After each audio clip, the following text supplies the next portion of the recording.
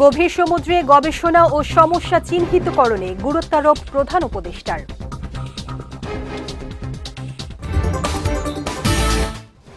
মুস্তাফিজ ইস্যুতে ভারত বাংলাদেশ বাণিজ্যিক সম্পর্কে প্রভাব পড়বে না জানালেন অর্থ উপদেষ্টা। এবং হাদি হত্যায় ফয়সাল সহ 17 জনকে অভিযুক্ত করে চার্জশিট দাখিল।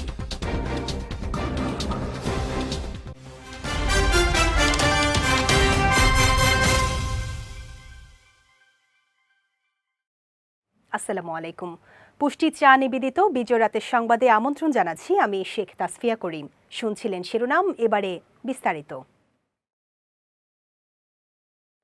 গভীর সমুদ্রে গবেষণা ও সমস্যা চিহ্নিতকরণের উপর গুরুত্বারোপ করেছেন প্রধান উপদেষ্টা ডক্টর মোহাম্মদ ইউনূস।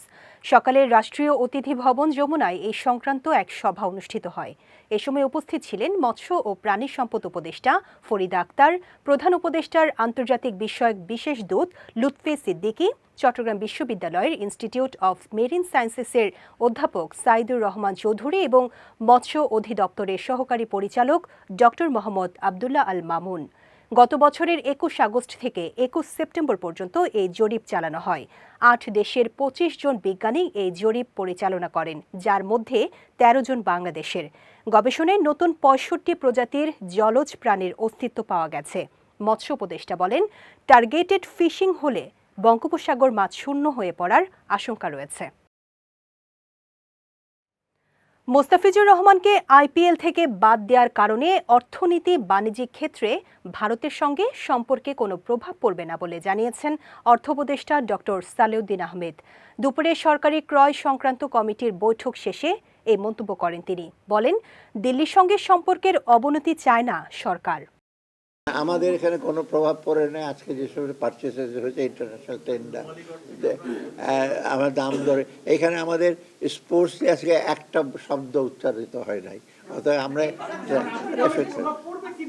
না, আমার দিক থেকে আমি দেখছি না যে এটা আপনার অর্থনৈতিক সাথে যেটা দরকার আমাদের, এবং যেটা আমরা একদম রেশনাল ওয়েতে ডিসিশন যেগুলো নিচ্ছি সেটা অর্থনীতির সাথে আমার মনে হয় না। অ্যাটলিস্ট আমাদের পারচেজের ব্যাপারে এগুলো আমরা করবো। এদিকে একই সময় বিদ্যুৎ ও জ্বালানি উপদেষ্টা ফাউজুল কবির খান অভিযোগ করে বলেন, কারসাজি করে অস্বাভাবিকভাবে বাড়ানো হয়েছে এলপিজির দাম। এতে জড়িত খুচরা ও পাইকারি ব্যবসায়ীরা।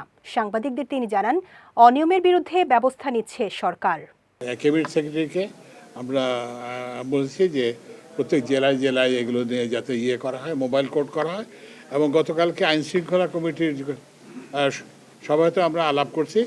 তো সুতরাং এইখানে কোনো কারণ নাই, মানে যে এই দাম যে অস্বাভাবিক যে হয়েছে এটা একটা কারসাজির মাধ্যমে করা হয়েছে এবং সরকার এই জন্য ব্যবস্থা নিচ্ছে জেলা প্রশাসনের মাধ্যমে এবং পুলিশের মাধ্যমে।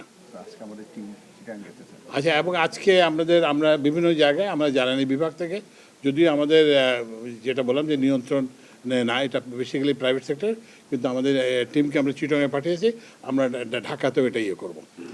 তো আমরা আশা করতেছি যে এটা যে একটা সাময়িক যে হয়েছিল এটা আস্তে আস্তে কমবে। সেন্ট মার্টিনে পর্যটন হবে স্থানীয়দের দিয়ে, বহিরাগতদের দিয়ে নয়। দ্বীপের জীববৈচিত্র্য রক্ষায় সেন্ট মার্টিনে 10 বছর মেয়াদী মাস্টার প্ল্যান হাতে নিচ্ছে সরকার। এমনটাই জানিয়েছেন পরিবেশ উপদেষ্টা সৈয়দা রিজওয়ানা হাসান। সকালে রাজধানীর একটি হোটেলে ইউএনডিপি আয়োজিত এক কর্মশালায় তিনি এসব কথা বলেন। পর্যটক ও স্থানীয় বাসিন্দাদের কথা মাথায় নিয়েই সরকার এই পরিকল্পনা করছে, যা করতে পারলে দ্বীপ সুরক্ষিত হবে বলে মনে করেন পরিবেশ উপদেষ্টা।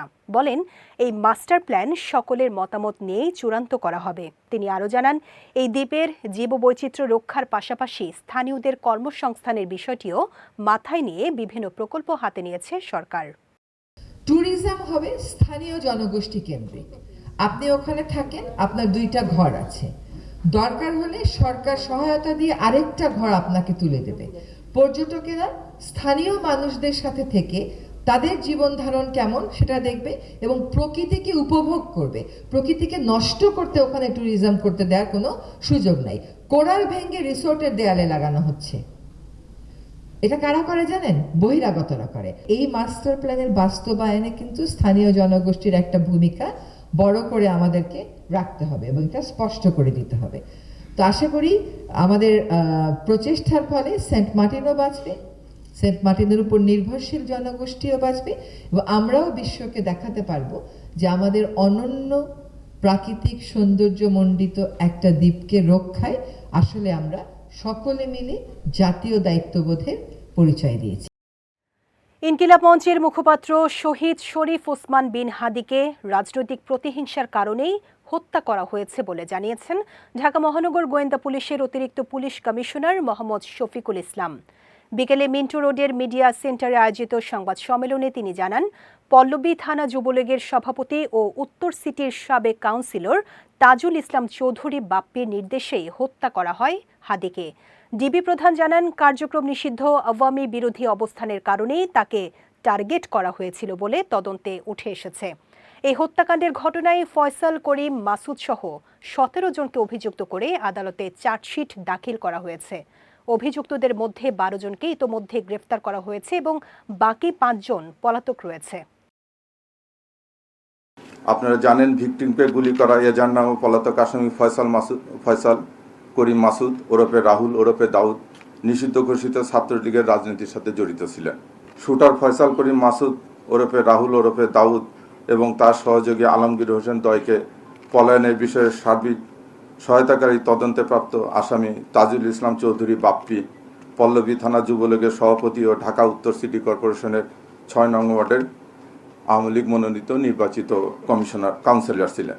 কাজে আসামিদের রাজনীতি পরিচয়, ভিকটিমের পূর্ববর্তী বিভিন্ন রাজনৈতিক বক্তব্য থেকে তদন্তে প্রকাশ পায় যে রাজনীতি প্রতিহিংসার কারণে শরীফ ওসমান হাদি ওরফে ওসমান গনিকে গুলি করে হত্যা করা হয়।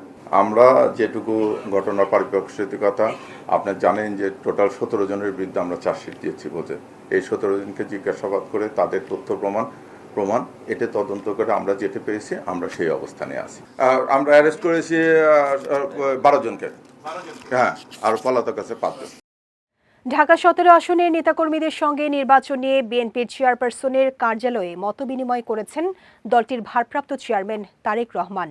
বেলা 11টায় এই মতবিনিময় শুরু হয়ে শেষ হয় 1টায়। ঢাকা 17 আসনের 4টি থানার মধ্যে আজ তিনি মতবিনিময় করেন বনানী থানার নেতাকর্মীর সঙ্গে। সভায় দলের মহাসচিব মির্জা ফখরুল ইসলাম আলমগীর ও ছাত্রদল সাধারণ সম্পাদক নাসির উদ্দিন সহ থানা পর্যায়ের গুরুত্বপূর্ণ নেতারা উপস্থিত ছিলেন। মতবিনিময়কালে ঢাকা 17 আসনে ভোটারদের সমস্যা চিহ্নিত করা সহ আগামী নির্বাচনের সার্বিক বিষয় নিয়ে নেতাকর্মীদের নানা দিক নির্দেশনা দেন বিএনপির ভারপ্রাপ্ত চেয়ারম্যান। বিএনপি ক্ষমতায় গেলে মানুষে মানুষে ভেদাভেদ কমিয়ে আনা হবে বলে জানিয়েছেন দলটির সিনিয়র যুগ্ম মহাসচিব রুহুল কবির রিজভী। দুপুরে নয়াপল্টনে জাতীয়তাবাদী মোটরযান চালক দল আয়োজিত এক আলোচনা সভায় তিনি বলেন, দেশের আইন কানুন মানুষের পক্ষে হতে হবে যাতে কেউ নির্যাতিত না হয়। তিনি আরো বলেন, বিএনপি এমন একটি সমাজ গড়তে চায় যেখানে সব শ্রেণী পেশার মানুষ সম্মানিত হবেন। একজন ট্যাক্সি চালক, তার সমাজে যেমন মূল্য রয়েছে, একজন এমপির সমাজের একই মূল্য রয়েছে। কেউ কম কেউ বেশি নেই। আমাদেরকে সেই সমাজ প্রতিষ্ঠা করতে হবে। যদি বারবার বিএনপির ভারপ্রাপ্ত চেয়ারম্যান তার 31 দফা কর্মসূচি, তার নানা কর্মসূচির মধ্যে সেই অঙ্গীকার ব্যক্ত করে, এই সমাজের মধ্যে কে ছোট কাজ করে কে বড় কাজ করে, এই ব্যবধান থাকবে না। এই ব্যবধান যাতে না থাকে তার জন্য বিশেষ করে এই যে যারা টেকনিক্যাল কাজ করেন, অর্থাৎ এই যে পাঠাও, উবার, সিএনজি যারা চালান, এরা হবেন সমাজের সবচাইতে সম্মানিত মানুষ। এবার পুষ্টি চিনিগুড়া চাল নিবেদিত জেলা সংবাদ।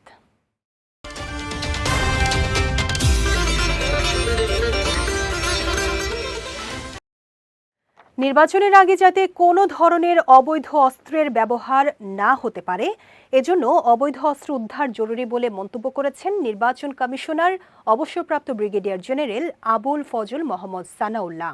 দুপুরে চট্টগ্রাম সার্কিট হাউসে আইনশৃঙ্খলা রক্ষা বাহিনীর সেলের মতবিনিময় সভায় তিনি মন্তব্য করেন। ইসি সানাউল্লাহ বলেন, জুলাই অভ্যুত্থানের পরে থানা থেকে লুট হওয়া 15% অস্ত্র ও 30% গুলি এখনও উদ্ধার হয়নি। এসব অস্ত্র উদ্ধারের চেষ্টা চলছে। এ সময় সুষ্ঠু নির্বাচন নিশ্চিতে স্বচ্ছতা, নিরপেক্ষতা ও দৃঢ়তার সঙ্গে কমিশন কাজ করে যাচ্ছে বলেও জানান নির্বাচন কমিশনার। এই নির্বাচনকে সামনে রেখে ফার্স্ট অ্যান্ড ফরমোস্ট নির্বাচন কমিশনের পক্ষ থেকে মেসেজ হচ্ছে স্বচ্ছতা, নিরপেক্ষতা, দৃঢ়তা। আমি আবারও রিপিট করি, স্বচ্ছতা, নিরপেক্ষতা, দৃঢ়তা। মাঠ পর্যায়ে আপনারা এটার বাস্তবায়ন দেখতে পাবেন। আমরা দৃঢ়ভাবে আইন শৃঙ্খলা রক্ষার্থে যা যা করণীয় সেগুলো করা হবে। আচরণবিধি প্রতিপালনে, দল এবং প্রার্থীদের আচরণবিধি প্রতিপালনে আমরা দৃঢ়ভাবে যা যা করা প্রয়োজন সেগুলো করছি। নরসিংদীতে শরৎ চক্রবর্তী ওরফে মনি নামে এক ব্যবসায়ীকে কুপিয়ে হত্যা করেছে দুর্বৃত্তরা। গতকাল পলাশ উপজেলার চরসিন্দুর ইউনিয়নের সুলতানপুরে এ ঘটনা ঘটে। আজ বিষয়টি নিশ্চিত করে পলাশ থানার ভারপ্রাপ্ত কর্মকর্তা শাহিদ আল মামুন জানান, গতকাল শরৎ চক্রবর্তী দোকান বন্ধ করে বাড়ি ফেরার পথে দুর্বৃত্তরা তাকে কুপিয়ে পালিয়ে যায়। এ সময় স্থানীয়রা তাকে উদ্ধার করে পলাশ উপজেলা স্বাস্থ্য কমপ্লেক্সে নিলে চিকিৎসক তাকে মৃত ঘোষণা করেন। এদিকে ঘটনায় জড়িতদের গ্রেফতারে অভিযান অব্যাহত রয়েছে বলে জানিয়েছেন এ পুলিশ কর্মকর্তা। দিনাজপুরে পুলিশ সুপারের নাম ব্যবহার করে চাঁদাবাজির অভিযোগে জুনাইদ খন্দকার ও মোহাম্মদ হিমেল নামে 2 প্রতারককে গ্রেফতার করেছে পুলিশ। আজ এক সংবাদ সম্মেলনে বিষয়টি জানিয়েছেন অতিরিক্ত পুলিশ সুপার আনোয়ার হোসেন। তিনি জানান, চক্রটি এসপির পরিচয় দিয়ে চিরির বন্দর এলাকার 2 ব্যবসায়ীর কাছ থেকে নির্বাচনকালীন পুলিশ বক্স স্থাপনের মিথ্যা আশ্বাস দেখিয়ে বিকাশের মাধ্যমে কয়েক লাখ টাকা হাতিয়ে নেয়। ক্ষতিগ্রস্তরা পরে পুলিশ সুপারকে বিষয়টি জানালে তদন্ত শুরু হয়। তথ্য প্রযুক্তির সহায়তায় গাজীপুর ও ময়মনসিংহ থেকে এই 2 জনকে আটক করা হয়। অতিরিক্ত পুলিশ সুপার আনোয়ার হোসেন আরও জানান, এই চক্রটি দেশের বিভিন্ন অঞ্চলে সরকারি কর্মকর্তা ও সাধারণ মানুষকে টার্গেট করে প্রতারণা চালাচ্ছিল। তাদের দেয়া তথ্যের ভিত্তিতে চক্রের অন্যান্য সদস্যদের শনাক্তের চেষ্টা চলছে বলেও জানান তিনি। এসপি পরিচয়ে 2 জন বিশিষ্ট ব্যক্তি, যারা দিনাজপুরের বিশিষ্ট রাজনীতিবিদ এবং ব্যবসায়ী, 2 জন ব্যক্তির কাছ থেকে প্রায় 2 লক্ষাধিক টাকা বিকাশ প্রতারণার মাধ্যমে বা ডিজিটাল প্রতারণার মাধ্যমে তারা প্রতারণা করে নিয়ে যায়। পরবর্তীতে আমরা জেলা গোয়েন্দা শাখার একটি বিশেষ টিম ময়মনসিংহ এবং গাজীপুরে অভিযান চালিয়ে 2 জন ব্যক্তিকে গ্রেপ্তার করে। তাদের কাছ থেকে আমরা 3টি মোবাইল, 5টি সিম এবং নগদ 1,48,135 টাকা উদ্ধার এবং জব্দ করি। যাচ্ছে পুষ্টি ড্রিঙ্কিং ওয়াটার নিবেদিত খেলার সংবাদে।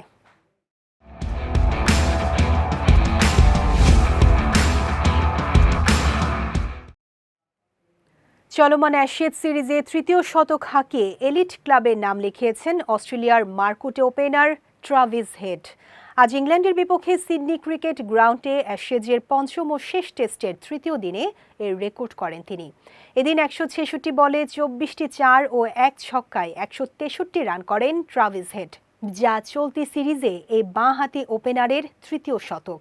সিডনিতে 2য় দিনের খেলা শেষে 91 রানে অপরাজিত ছিলেন হেড, কিন্তু আজ মাত্র 18 বলে টেস্ট ক্যারিয়ারের 12তম শতক পূর্ণ করেন এই ওজি ওপেনার। জশ টাংয়ের বলে একটি বাউন্ডারি হাঁকিয়ে এই মাইলফলকে পৌঁছান তিনি। দীর্ঘ 18 মাস পর বার্সেলোনায় ফিরছেন Portuguese fullback Joao Cancelo. Saudi আরবের ক্লাব আল হিলাল থেকে ধারে কাতালান ক্লাবটিতে ফিরছেন তিনি।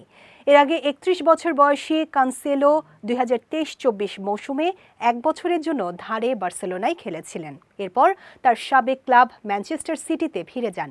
সে গ্রীষ্মেই ধারণা করা হচ্ছিল তিনি আবার কাতালুনিয়ায় ফিরতে আগ্রহী, কিন্তু আর্থিক সংকটের কারণে বার্সেলোনা অন্য বিকল্পের দিকে যায় এবং কানসেলো 25 মিলিয়ন ইউরোতে আল হিলালে পাড়ি জমান। তবে 3 পক্ষের সমঝোতায় পর্তুগিজ তারকা জোয়াও কানসেলো এবার জানুয়ারি ট্রান্সফার উইন্ডোতেই সৌদি প্রো লিগের ক্লাব আল হিলাল ছেড়ে বার্সেলোনায় পাড়ি জমাতে চলেছেন। পুষ্টি চা নিবেদিত বিজয় রাতের সংবাদ শেষ করার আগে শিরোনামগুলো দেখে নিচ্ছি আরও একবার।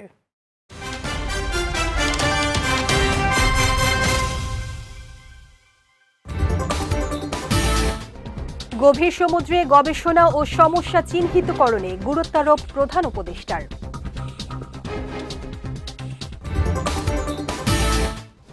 মুস্তাফিজ ইস্যুতে ভারত বাংলাদেশ বাণিজ্যিক সম্পর্কে প্রভাব পড়বে না, জানালেন অর্থ উপদেষ্টা।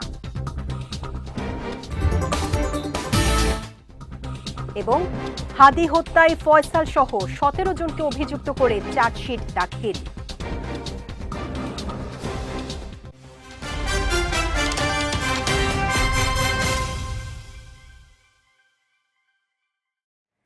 বিজয় রাতের সংবাদ শেষে আজকের মতো আমি শেখ তাসফিয়া করিম আপনাদের কাছ থেকে বিদায় নিচ্ছি।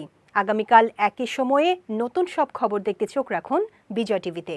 এছাড়া আজকের বিজয় রাতের সংবাদের ভিডিও দেখতে পারেন আমাদের ইউটিউব এবং ফেসবুক পেজে। আমাদের ইউটিউব হলো youtube.com/bijaytvofficial এবং আমাদের ফেসবুক পেজ হলো facebook.com/bijaytvlimited। এতক্ষণ সঙ্গে থাকার জন্য ধন্যবাদ সবাইকে।